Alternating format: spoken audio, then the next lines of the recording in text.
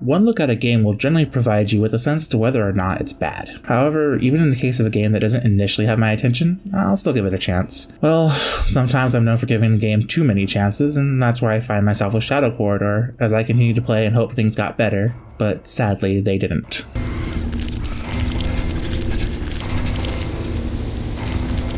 Shadow Corridor has a classic setup. The player is searching around an alley when a mirror transports them to another world. Their bravado slowly diminishes as they face the apparitions that stand in their way. Their only hope for survival is to follow the advice of Kay through the notes he has left behind.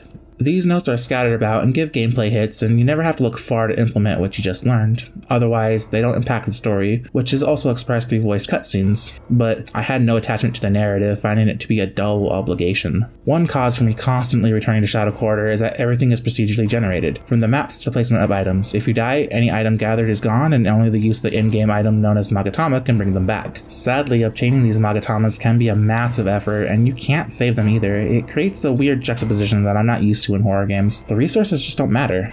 Its lack of need makes most of them seem downright useless. For example, a crystal produces a small amount of light and can be used to mark where you have been. However, lighting candles along the way provides the same amount of use with more light, so why would I ever use the crystals? They'll just stay in my inventory until I die or clear the level. Shadow Corridor instead focuses on the difficulty.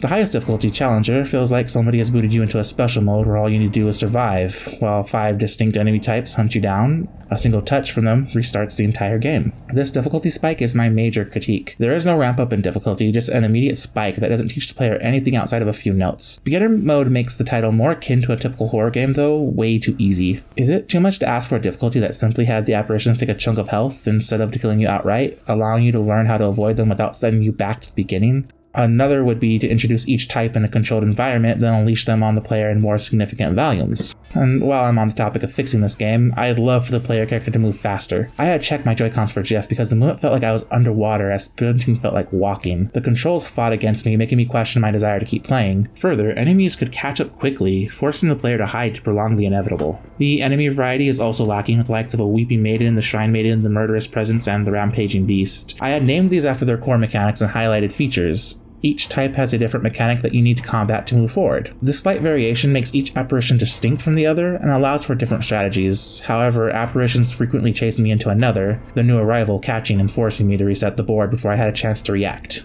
As a result, nothing truly comes together cohesively, and visuals don't do the experience any favors with reused assets and predictable environments. There are a few other modes to play as well, but I had lost interest by that time, and I feel like the novelty of the experience relies heavily on being entertainingly strange. A title of this type would feel right at home on the Switch, the use of lower poly models giving it a retro feel. However, there needed to be a few tweaks before being released again to a wider audience. There is a demand for a randomized horror experience, just this isn't it.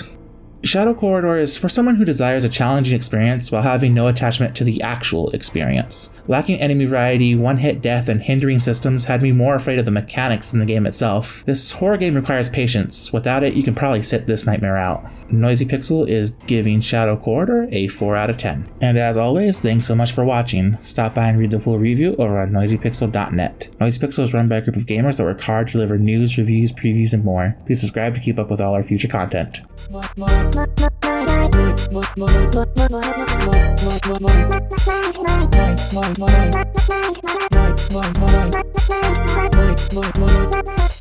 Noisy Pixel.